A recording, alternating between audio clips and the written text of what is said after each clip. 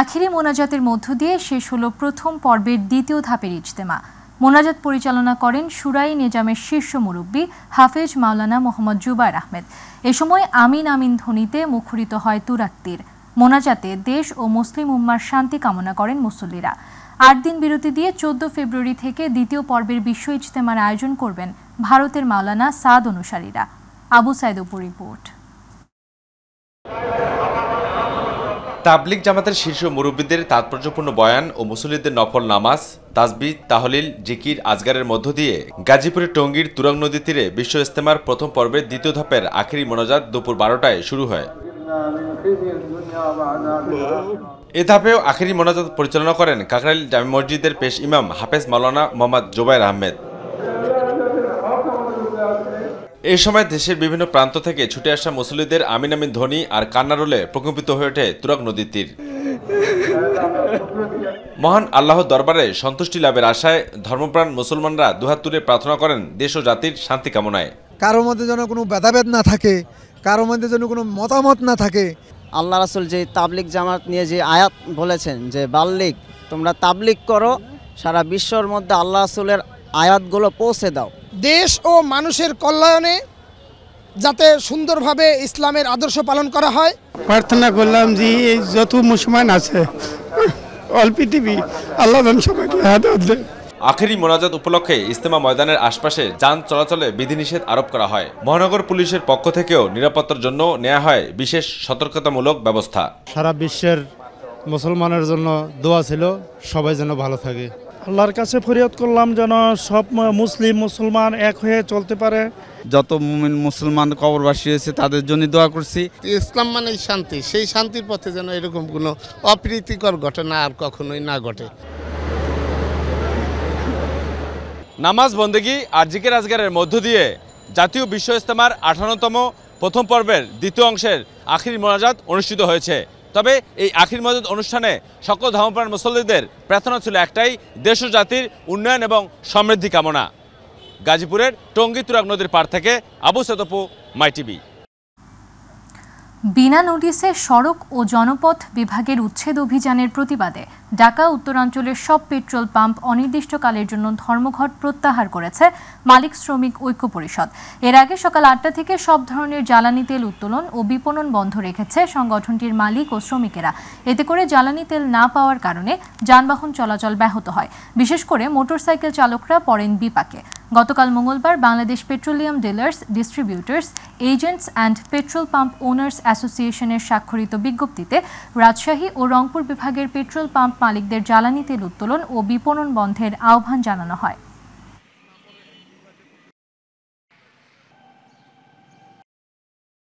আগে তো জানি না, আমি জানার পরে যে তেল দিতে আসছে কাম বন্ধ, চলবো কি করে ভাই বলেন, আর চালাবো কি করে? গাজীপুরের কালীগঞ্জে সবজি বোঝাই পিকআপ নিয়ন্ত্রণ হারিয়ে খাদে পড়ে চালক সহ ৩ জন নিহত হয়েছে। সকাল ৬:৩০টার দিকে জেলার কালীগঞ্জ উপজেলার আজমতপুর ইটাখলা আঞ্চলিক সড়কের নোয়াপাড়া হরিদেবপুর এলাকায় এ দুর্ঘটনা ঘটে। কালীগঞ্জ থানা পুলিশ জানায় একটি পিকআপ ভ্যান সিলেট থেকে কাঁচামাল নিয়ে গাজীপুরের দিকে যাচ্ছিল। ভোরে কালীগঞ্জের আজমতপুর ইটাখলা আঞ্চলিক মহাসড়কে পৌঁছালে নিয়ন্ত্রণ হারিয়ে পাশের খাদে পড়ে যায়। খাদে পানি থাকায় গাড়ির গ্লাস খুলতে না পেরে ঘটনাস্থলেই ৩ জন নিহত হয়। এ ঘটনায় আইনগত ব্যবস্থা নেওয়া হবে বলেও জানিয়েছে পুলিশ। জুলাই আগস্ট আন্দোলনে যারা নিহত হয়েছে তাদের পরিবারকে সহযোগিতা ও আহতদের পুনর্বাসনের জন্য আলাদা অধিদপ্তর করা হচ্ছে বলে জানিয়েছেন মৎস্য ও প্রাণী সম্পদ উপদেষ্টা ফরিদা আখতার। মুক্তিযুদ্ধ মন্ত্রণালয়ের অধীনে এই অধিদপ্তরটিতে বৈষম্য বিরোধী আন্দোলনে যারা ক্ষতিগ্রস্ত হয়েছেন তাদের সহযোগিতা করবে। দুপুরে ঝিনাইদহের শৈলকুপা উপজেলার হরিহরা সরকারি প্রাথমিক বিদ্যালয় মাঠে খামারি পরিষদ আয়োজিত খামারি সমাবেশে প্রধান অতিথির বক্তব্যে তিনি এই কথা বলেন। রাজস্ব আদায়ের নামে হাওর বাওর আগামীতে যেন কোনো অমৎস্যজীবীদের ইজারা না দেওয়া হয় সে ব্যাপারে জেলা প্রশাসন ও উপজেলা প্রশাসনকে নির্দেশ দেন তিনি। করা হচ্ছে জুলাই আগস্ট অধিদপ্তর হিসেবে সহায়তা অধিদপ্তর, তাদের মাধ্যমে সকল মন্ত্রণালয় যারা নাকি কোনো না কোনোভাবে কাজে সহায়তা করতে পারবে, তার মধ্যে মৎস্য প্রাণী সম্পদ মন্ত্রণালয়ও আছে, তাদেরকে অন্তর্ভুক্ত করা হয়েছে। এখানে ইউএনও আছেন, আমি তাকেও বলবো এখানে যেন কোনো ইজারা অমৎস্যজীবীদের দেয়া না হয়। সাবেক প্রবাসী কল্যাণ ও বৈদেশিক কর্মসংস্থান মন্ত্রী ইমরান আহমেদকে আরও 3 মামলায় গ্রেফতার দেখানো হয়েছে। বুধবার সকাল 8টার দিকে তাকে সিলেট অতিরিক্ত চিফ মেট্রোপলিটন ম্যাজিস্ট্রেট আদালতে তুলে গত বছরের 5 আগস্ট পরবর্তী একটি হত্যা মামলার 7 নং আসামি হিসেবে গ্রেফতার দেখানোর আবেদন করার প্রেক্ষিতে এ নির্দেশনা দেন বিচারক। এছাড়া গোয়াইনঘাটের আরও 2টি মামলায় আজ পৃথক 2টি আদালতে সাবেক এই মন্ত্রীকে গ্রেফতার দেখানো হয়েছে। এর মধ্যে একটি ট্রিপল হত্যা মামলা। এসব তথ্য নিশ্চিত করেছেন সিলেট অতিরিক্ত চিফ মেট্রোপলিটন ম্যাজিস্ট্রেট আদালতের assistant public prosecutor APP Ali Haider Faruk.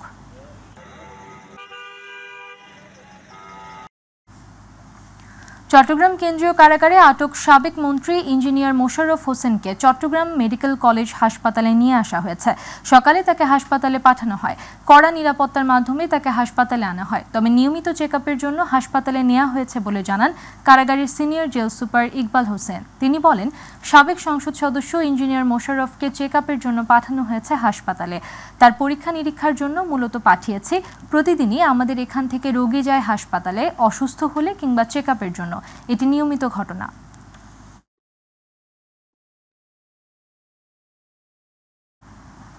এবার আমাদের কৃষি।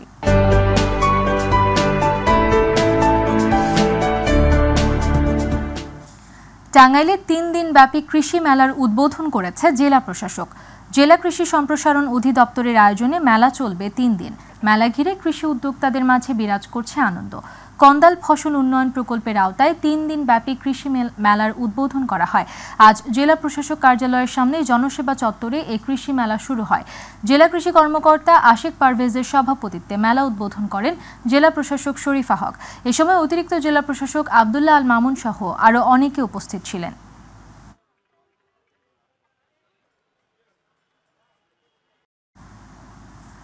নেত্রকোনায় প্রচলিত পদ্ধতি বাদ দিয়ে সমলয় পদ্ধতিতে ধান চাষে কৃষক পর্যায়ে সাড়া পড়েছে। এ পদ্ধতিতে ধান আবাদে শ্রমিক সংকট নিরসন, উৎপাদনে অতিরিক্ত খরচ ও সময় সাশ্রয় হচ্ছে। নেত্রকোনা জেলা কৃষি নির্ভর হওয়ায় এখানে কৃষি ও কৃষকদের উন্নয়ন ঘটাতে কাজ করছে কৃষি বিভাগ। প্রতিনিধি আনিসুর রহমানের রিপোর্ট, জানাচ্ছেন শামস তাবরিজ উচ্ছ্বাস। জেলা কৃষি অফিসের তদারকিতে নেত্রকোনায় শুরু হয়েছে সমলয় পদ্ধতি। এই পদ্ধতিতে বীজ বপন থেকে শুরু করে ফসল তোলা পর্যন্ত চাষাবাদের প্রতিটি ধাপে কৃষি প্রযুক্তির ব্যবহার করা হয়। শ্রমিক সংকট ও চাষাবাদে খরচ কমাতে এই পদ্ধতিতে ঝুঁকছেন চাষিরা। সম্প্রতি ধান চাষের সমলয় পদ্ধতির কার্যক্রমের উদ্বোধন করে কৃষি বিভাগ। পাশাপাশি মাঠ পর্যায়ে কৃষক সমাবেশ করেও বিভিন্ন গ্রামে গ্রামে কৃষকদের উদ্বুদ্ধ করা হচ্ছে। আমরা লাগাইতে আগাইতেছে, আপনার কৃষিকাজের লাগেও ভালো লাগতেছে। বাসার যা যত লাগে যাবি তো সবকিছু সরকার থেকে আমরা পাইতেছি। সনাতন পদ্ধতিতে যে রোপণ করি 6,000 থেকে 7,000 টাকা একর প্রতি আমাদের খরচ হয়, লেবার খরচ। সেক্ষেত্রে আমাদের এখানে মেশিন খরচ আসতেছে একর প্রতি 3,000 টাকা। চারা রোপণ করতে যে সময়টা লাগতো এইটাও অনেক কম সময় লাগে। এরপর আমরা লেবার খুঁজে পাওয়ারও একটা বিষয় আছে, লেবারও দরকার পড়ে না, আমরা মেশিন দিয়ে লাগাই ফেলতেছি। সমলয় পদ্ধতি ব্যবহার করলে কৃষি ও কৃষকের উন্নয়ন ঘটানো সম্ভব বলে জানালেন জেলা প্রশাসক ও জেলা কৃষি বিভাগ। অভূতপূর্ব উন্নতি হোক সেটার জন্য আমরা কাজ করব এবং এই যন্ত্রগুলো যাতে আরো আনা যায় সেজন্য আমরা চেষ্টা করব। যে যন্ত্রগুলি কৃষিক্ষেত্রে ইউজ করা যায় সেগুলি আমরা হাতে কলমে ব্যবহার করে তাদেরকে দেখাচ্ছি, তারা যাতে এই যন্ত্রগুলি পরবর্তীতে ব্যবহারের জন্য আগ্রহী হন। কৃষিক্ষেত্রে নতুন নতুন প্রযুক্তি এমন ব্যবহার কৃষক ও কৃষি উৎপাদন বৃদ্ধি করতে সহায়ক ভূমিকা পালন করবে বলে ধারণা এলাকাবাসীর। শামস তাবরিজ উচ্ছ্বাস, মাই টিভি নিউজ ডেস্ক। মানিকগঞ্জের ঘিওর উপজেলার ঠাকুরকান্দি পশ্চিম পাড়ায় সুমাইয়া আক্তার নামের এক মাদ্রাসা শিক্ষিকার গলা কাটা মরদেহ উদ্ধার করা হয়েছে। মঙ্গলবার রাতে নিজ বাড়ি থেকে তার মরদেহ উদ্ধার করা হয়। ঘিওর থানার ওসি মোহাম্মদ রফিকুল ইসলাম জানান, প্রাথমিকভাবে ধারণা করা হচ্ছে শিক্ষিকা সুমাইয়া আক্তারকে হত্যা করেছে দুর্বৃত্তরা।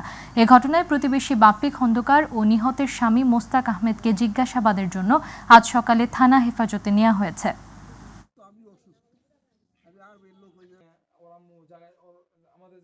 প্রভাব না খাটিয়ে বিচারটাকে ঘুরিয়ে না দিতে চাঁদপুরের হাজীগঞ্জে অবৈধ 4টি ইটভাটাকে 17 লাখ টাকা জরিমানা করেছে পরিবেশ অধিদপ্তর। উপজেলার হাজীগঞ্জ রামগঞ্জ সড়কের পাশে থাকা অবৈধ ইটভাটাগুলোতে এই অভিযান পরিচালনা করা হয়। অভিযানে উপজেলার 6 নং বড়কুল পূর্ব ইউনিয়নের রায়চো গ্রামের মেসার্স সেলিম ব্রিক্সকে 4 লাখ টাকা, মেসার্স অনি ব্রিক্সকে 4 লাখ টাকা, মেসার্স রনি ব্রিক্সকে 5 লাখ টাকা ও মেসার্স মার্ক ব্রিক্সকে 4 লাখ টাকা সহ মোট 17 লাখ টাকা জরিমানা করা হয়। অভিযানে ভ্রাম্যমাণ আদালত পরিচালনা করেন সিনিয়র সহকারী কমিশনার ও এক্সিকিউটিভ ম্যাজিস্ট্রেট আমজাদ হোসেন।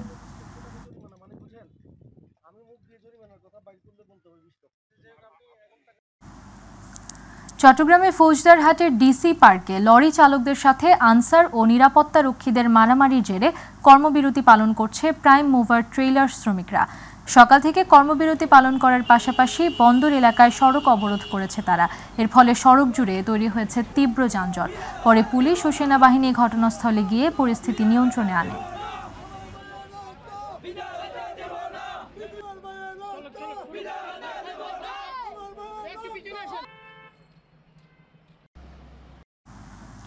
কক্সবাজারের কুতুবদিয়ায় বহির্নোঙরে শুল্ক ফাঁকি দিয়ে জ্বালানি তেল সংগ্রহের সময় পানামা পতাকাবাহী বিদেশি বাণিজ্যিক জাহাজ জব্দ করেছে কোস্টগার্ড। গতকাল কোস্টগার্ড সদর দপ্তরের মিডিয়া কর্মকর্তা লেফটেন্যান্ট কমান্ডার সিয়ামুল হক এ তথ্য জানান। তিনি বলেন, কক্সবাজারের কুতুবদিয়া বহির্নোঙর এলাকায় বাংলাদেশ কোস্টগার্ড জাহাজ অপূর্ব বাংলা রুটিন টহলকালীন লক্ষ্য করে যে বাংলাদেশি অয়েল ট্যাঙ্কার পানামা পতাকাবাহী বাণিজ্যিক জাহাজ জ্বালানি তেল আদান প্রদান করছে।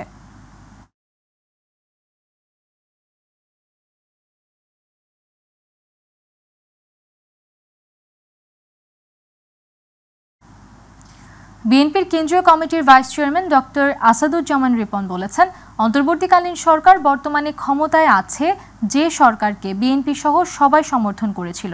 কিন্তু অত্যন্ত দুঃখের বিষয় যে সরকার বাংলাদেশের একটি পরিবর্তনের শপথ নিয়ে দায়িত্ব পালন করার কথা বলেছিলেন।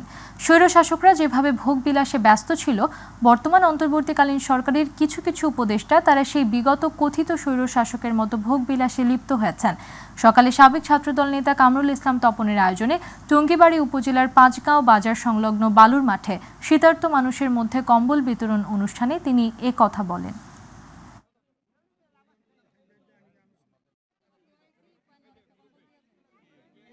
বর্তমান এই অন্তর্বর্তীকালীন সরকারের কিছু কিছু উপদেষ্টা তারা সেই বিগত পতিত স্বৈর শাসকের মতো তারা ভোগ বিলাসে লিপ্ত হয়েছেন। তারা কোটি কোটি টাকা দামের গাড়ি ব্যবহার করছেন, একাধিক গাড়ি ব্যবহার করছেন। এইটা কোনোদিন একটা অন্তর্বর্তীকালীন সরকারের সদস্যদের কাছে এইটা মানে প্রত্যাশিত নয়।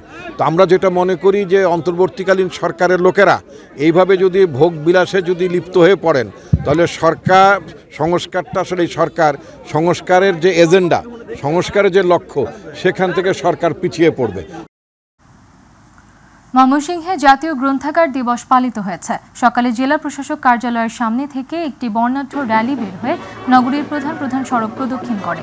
র্যালি শেষে বিভাগীয় সরকারি গ্রন্থাগারে আলোচনা সভা অনুষ্ঠিত হয়। জেলা প্রশাসনের উদ্যোগে আলোচনা সভায় বক্তব্য রাখেন জেলা প্রশাসক মফিদুল আলম, পুলিশ সুপার কাজী আখতারুল আলম, জেলা শিক্ষা কর্মকর্তা মহসিনা খাতুন, বিভাগীয় গণগ্রন্থাগারের সহকারী পরিচালক আব্বাস আলী। জাতীয় গ্রন্থাগার দিবস উপলক্ষে সাতক্ষীরায় র্যালি ও আলোচনা সভা অনুষ্ঠিত হয়েছে। সকালে জেলা প্রশাসন ও জেলা গণগ্রন্থাগারের আয়োজনে একটি র্যালি বের হয়ে শহরের প্রধান সড়ক প্রদক্ষিণ শেষে জেলা সরকারি গণগ্রন্থাগারে বেলুন ও ফেস্টুন উড়িয়ে দিবসটির সূচনা করে অতিরিক্ত জেলা প্রশাসক রিপন বিশ্বাস। পরে আলোচনা সভায় বক্তব্য রাখেন সাতক্ষীরা সরকারি মহিলা কলেজের অধ্যক্ষ বাসুদেব বসু, অধ্যক্ষ আবুল হাশেম, জেলা তথ্য অফিসার জাহারুল ইসলাম সহ আরও অনেকে।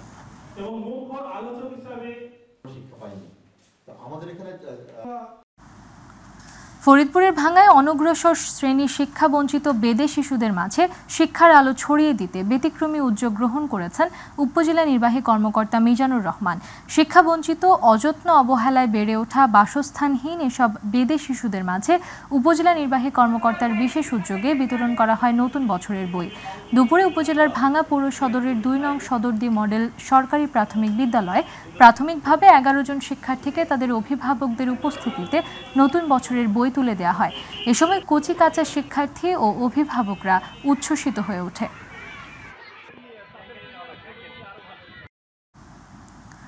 যশোরের বাঘারপাড়াতে 3 দিনব্যাপী ছবিসহ ভোটার তালিকা হালনাগাদ কর্মসূচির উদ্বোধন অনুষ্ঠিত হয়েছে। উপজেলার বন্দবিলা ইউনিয়ন পরিষদ চত্বরে উক্ত কার্যক্রম পরিচালিত হয়। উপজেলা নির্বাচন কর্মকর্তা মেহেদী হাসানের সভাপতিত্বে প্রধান অতিথি ছিলেন উপজেলা নির্বাহী কর্মকর্তা শোভন সরকার, সমাজসেবা অফিসার আশরাফুল আলম, বন্দবিলা ইউনিয়ন পরিষদের চেয়ারম্যান শব্দুল হোসেন খান সহ প্রশাসনিক ও দাপ্তরিক কর্মকর্তাবৃন্দ।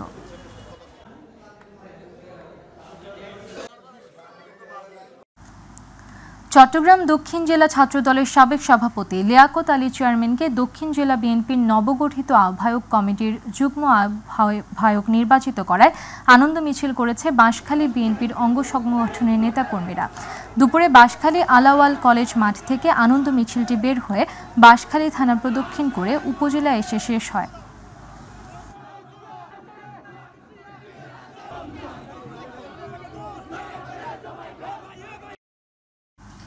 দিনাজপুরে ফুলবাড়িতে বিএনপির বিক্ষোভ মিছিলে ককটেল বিস্ফোরণের ঘটনা ঘটেছে।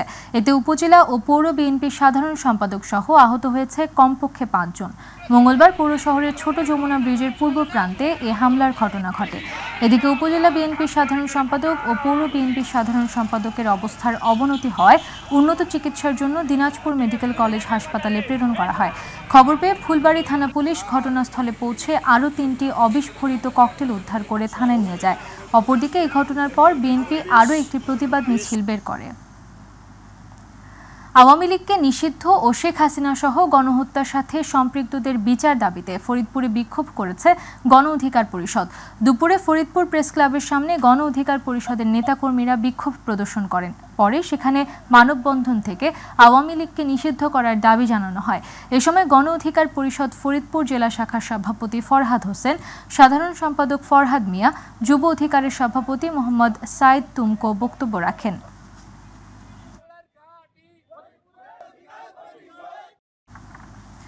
সিরাজগঞ্জের তাড়াশে সন্ত্রাসী কর্মকাণ্ড, নৈরাজ্য ও কর্মসূচির প্রতিবাদে পৌর বিএনপির বিক্ষোভ মিছিল অনুষ্ঠিত হয়েছে। বিক্ষোভ মিছিল শেষে পৌর বিএনপির সদস্য সচিব আব্দুল বারিক খন্দকারের সঞ্চালনায় বক্তব্য রাখেন তাড়াশ পৌর বিএনপির আহ্বায়ক তপন গোস্বামী।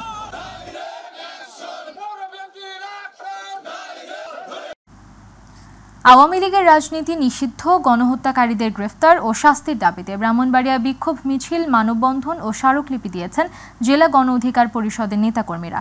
সকালে ব্রাহ্মণবাড়িয়া প্রেস ক্লাবের সামনে জেলা গণ অধিকার পরিষদের আহ্বায়ক কাজী রাজিউর রহমান তানভীরের সভাপতিত্বে আয়োজিত বিক্ষোভ মিছিল ও মানববন্ধনে উপস্থিত ছিলেন সদস্য সচিব হাসানুর রহমান ওবায়দুল্লাহ, জেলা যুব অধিকার পরিষদের সভাপতি মাসুম আহমেদ, সাধারণ সম্পাদক জান্নাতুল শাফি, শ্রমিক অধিকার পরিষদের সভাপতি শিব্বির আহমেদ ভুইয়া, জেলা ছাত্র অধিকার পরিষদের সাংগঠনিক সম্পাদক ফাইজা আক্তার সহ জেলা ও উপজেলার নেতাকর্মীরা। পরে জেলা প্রশাসকের কাছে স্মারকলিপি প্রদান করা হয়।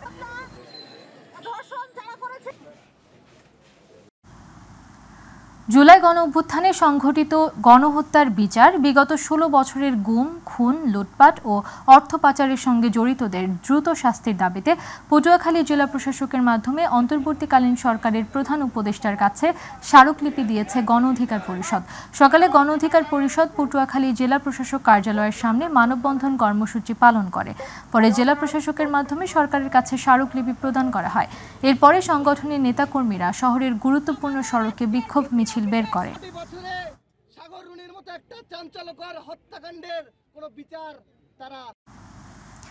দেশে জুলুম অত্যাচার সহ্য করবে না ইসলামী আন্দোলন বাংলাদেশ বলে মন্তব্য করেছে ইসলামী আন্দোলন বাংলাদেশ টাঙ্গাইল জেলা শাখার সেক্রেটারি মোহাম্মদ আখিনুর মিয়া।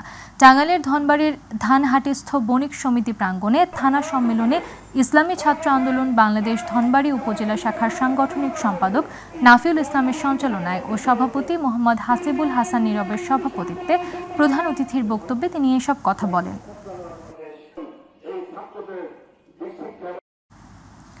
নোয়াখালীর বেগমগঞ্জের রমজান বিবিতে মাদ্রাসার শিশু শ্রেণীর ছাত্র সাইদ বিন আনহাজকে বাস চাপায় হত্যার প্রতিবাদে এবং ঘাতক বাস চালককে গ্রেপ্তারের দাবিতে মানববন্ধন করেছে সর্বস্তরের এলাকাবাসী। চৌমুহনী মাইজদি সড়কের রমজান বিবি নামক স্থানে এ মানববন্ধন করা হয়। এ সময় নিহত শিশুর পিতা আবু সাইদ, টিআই সুজন, বিভিন্ন মাদ্রাসা ও স্কুলের ছাত্রছাত্রী, শিক্ষকবৃন্দ, অভিভাবক, সামাজিক সংগঠন সহ আরও অনেকে উপস্থিত ছিলেন।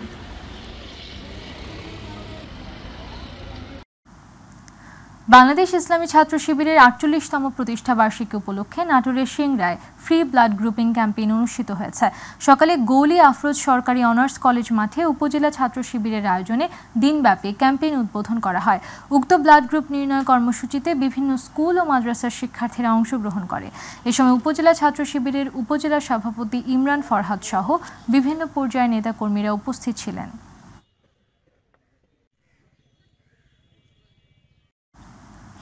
গাজীপুরের কালিয়াকৈরে দেশনেত্রী বেগম খালেদা জিয়ার রোগমুক্তি সুস্থতা কামনায় মিলাদ ও দোয়া মাহফিল অনুষ্ঠিত হয়েছে।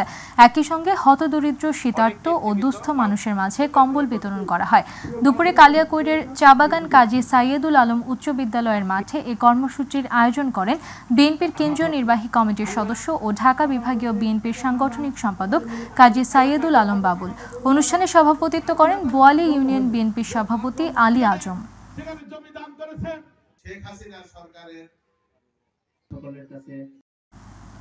পটুয়াখালীতে জেলা প্রশাসন ও বিসিক কার্যালয়ের উদ্যোগে ১০ দিনব্যাপী বিসিক উদ্যোক্তা মেলা এবং তারুণ্যের লোক ও কারুশিল্প মেলা ২০২৫ উদ্বোধন করা হয়েছে। সকালে পটুয়াখালী ডিসি স্কয়ার মাঠে অতিরিক্ত জেলা প্রশাসক যাদব সরকারের সভাপতিত্বে প্রধান অতিথি ছিলেন পটুয়াখালী জেলা প্রশাসক আবু হাসনাত মোহাম্মদ আরিফিন। বিশেষ অতিথি ছিলেন পুলিশ সুপার আনোয়ার জাহিদ, বিসিকের সরকারি মহাব্যবস্থাপক আলমগীর শেখদার ও জেলা জায়েতের আমির নাজমুল আহসান।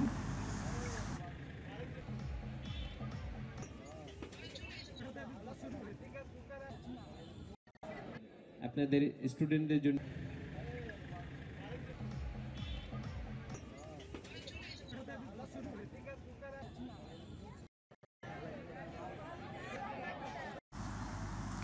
কুমিল্লা দেবিদ্বার উপজেলার এসএসসি ৮৫ ব্যাচের বন্ধু মিলন মেলার আহ্বায়ক কমিটি গঠিত হয়েছে।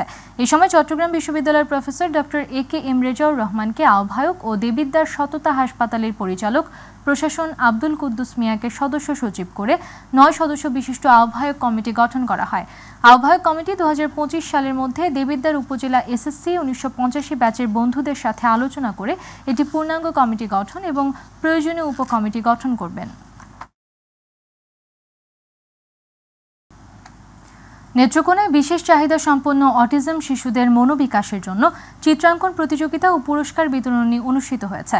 সকালে শহরের কুরপাড় এলাকায় সমাজ কল্যাণ মন্ত্রণালয় ও অটিজম এনডিডি সেবা কেন্দ্র ও নিউরো ডেভেলপমেন্টাল প্রতিবন্ধী সুরক্ষা ট্রাস্টের আয়োজনে নেত্রকোনা এনডিডি সেবাদান কেন্দ্রের মেডিসিন কনসালটেন্ট ডাক্তার জিসানের সঞ্চালনায় ডিসএবিলিটি ও রিহ্যাবিলিটেশনের সহকারী পরিচালক জাকারিয়া ইসলামের সভাপতিত্বে প্রধান অতিথির বক্তব্য রাখেন জেলা সমাজসেবা কার্যালয়ের সহকারী পরিচালক হারুনুর রশিদ সহ দক্ষ প্রশিক্ষণপ্রাপ্ত বিভিন্ন বিভাগের ডাক্তার।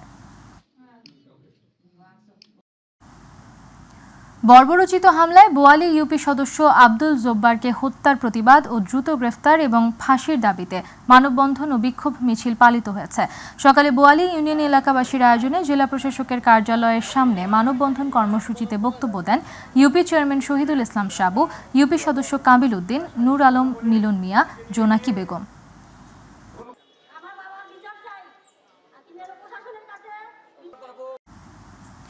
ব্রাহ্মণবাড়িয়ার আখাউড়ায় ৫৩তম শীতকালীন ক্রীড়া প্রতিযোগিতার পুরস্কার বিতরণ ও সমাপনী অনুষ্ঠিত হয়েছে। উপজেলা স্কুল, মাদ্রাসা ও কারিগরি শিক্ষা সমিতির আয়োজনে সকালে উপজেলা পরিষদ মাঠে জাতীয় সঙ্গীতের সাথে জাতীয় পতাকা উত্তোলনের মাধ্যমে অনুষ্ঠানের সূচনা করা হয়।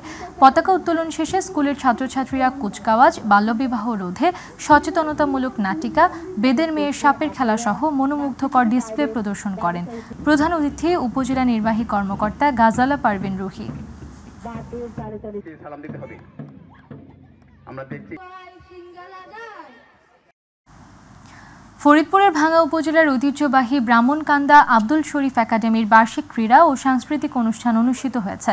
সিনিয়র শিক্ষক শাহিদুর রহমান সার্বিক পরিচালনায়, আসাদুজ্জামান রনির সঞ্চালনায় ও প্রধান শিক্ষক এনামুল কবিরের সভাপতিত্বে অনুষ্ঠানে প্রধান অতিথি ছিলেন উপজেলা নির্বাহী কর্মকর্তা মিজানুর রহমান। অনুষ্ঠানে বিশেষ অতিথি ছিলেন সহকারী কমিশনার ভূমি মিশকাতুল জান্নাত রাবেয়া, একাডেমিক সুপারভাইজার প্রহ্লাদ বিশ্বাস। অনুষ্ঠানে জাতীয় পতাকা ও পায়রা উড়িয়ে এর উদ্বোধন করা হয়। দিনব্যাপী চলা ৪০টি ক্রীড়া ইভেন্ট ও সাংস্কৃতিক প্রতিযোগিতায় অংশগ্রহণকারী শতাধিক বিজয়ী শিক্ষার্থীদের মাঝে পুরস্কার প্রদান করা হয়। চট্টগ্রাম সরকারি সিটি কলেজে জুলাই গণ অভ্যুত্থান ও গ্রাফিতি প্রদর্শনী, উদ্ভাবন ও উদ্যোক্তাদের সৃষ্ট কর্মের প্রদর্শনী তারুণ্য মেলা 2025 শিক্ষার্থীদের অংশগ্রহণে কলেজ প্রাঙ্গণে অনুষ্ঠিত হয়েছে। তারুণ্য মেলাটি উদ্বোধন করেন কলেজের অধ্যক্ষ প্রফেসর আবু সালেহ মোহাম্মদ নঈমুদ্দিন। এ সময় বক্তব্য রাখেন উপাধ্যক্ষ প্রফেসর জসিমউদ্দিন আহমেদ, শিক্ষক পরিষদ সম্পাদক কাজী মাহতাবউদ্দিন, শিক্ষক ক্লাব সম্পাদক ইকবাল হোসেন, সমন্বয়ক নিজাবউদ্দিন সহ অন্যান্যরা।